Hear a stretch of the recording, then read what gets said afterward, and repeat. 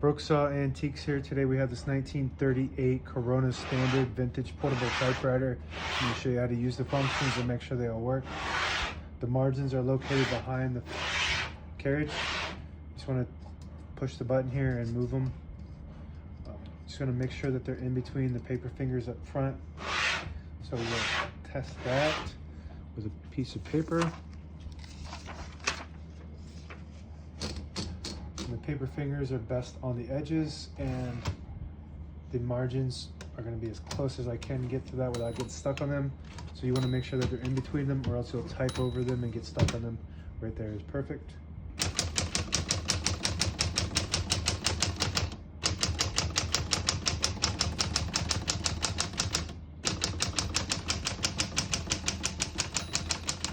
Once you hear the bell, you're at the end of the margin. You hit this line space, gets you back to the beginning and skips 1 or 2 spaces. Right now we have it on single, but if you want double, there's a switch right here. You flip that forward and it skips 2. We're gonna keep that on single for now and finish typing. As you can see, all the keys type nice and none of them skip or stick. I'll type a sentence in red on the next one. Switch from black to red. There's a switch on the right side here. Flip that all the way up to that red dot. It prints the bottom portion of the ribbon when you have it in the middle. It doesn't print any ink at all. It just leaves a stencil for copying purposes when you have it all the way down. It prints the top portion of the ribbon.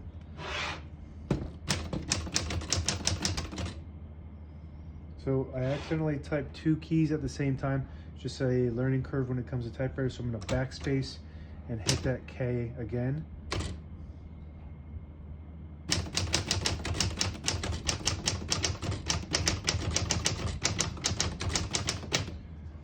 Very nice typing machine, and as you can see when it comes to typewriters, if you've never typed on one before and you're used to typing on a computer or your phone, it's a little bit different. If you hit 2 keys too close to the same time, then they'll get stuck on each other or they just won't print correctly. So you just take some practice to learn how to type on a typewriter. This is the original typing machine. This is the original. And this is one of the originals, by the way. This is about as classic as it gets when it comes to portable typewriters. And a lot of people are like, what's portable about it? It's so big, blah, blah, blah. Well, portable versus a desktop, which is huge typewriters that are super heavy. You can't really transport them easily. This has a carrying case. It's got this case that comes with it, made from the factory to fit this typewriter. So it's kind of like a laptop. Think about portable, think about laptops. Anyway, so you pull the page out easy, you just flip this switch forward and it unlocks the rollers underneath the platen, allowing you to pull the page out easy, or load thicker paper like carbon copy or cardstock. Make sure you flip that back before you load the next page, or else it won't load correctly. Shift on each side and the shift lock on the left. To clear that, just hit the shift button again. Backspace on the top right. Works good. We're going to move that color selector back down to the blue dot, which prints the top portion of it. I like black ink. I don't like red ink. I don't know why they even made it, so don't ask me.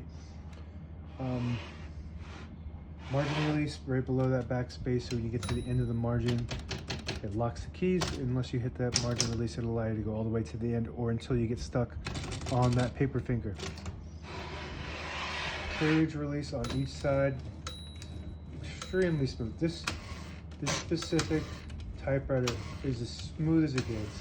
Like that escapement sound. If you are into typewriters, you would just love that escapement sound when you return it. Carriage release on the left. Very nice. And that escapement sound. You can barely hear it, just like a purr, like a kitten purr. So there is a mechanism to, when you pull this knob out, to disable the spacing so you can get to an exact spot on the page.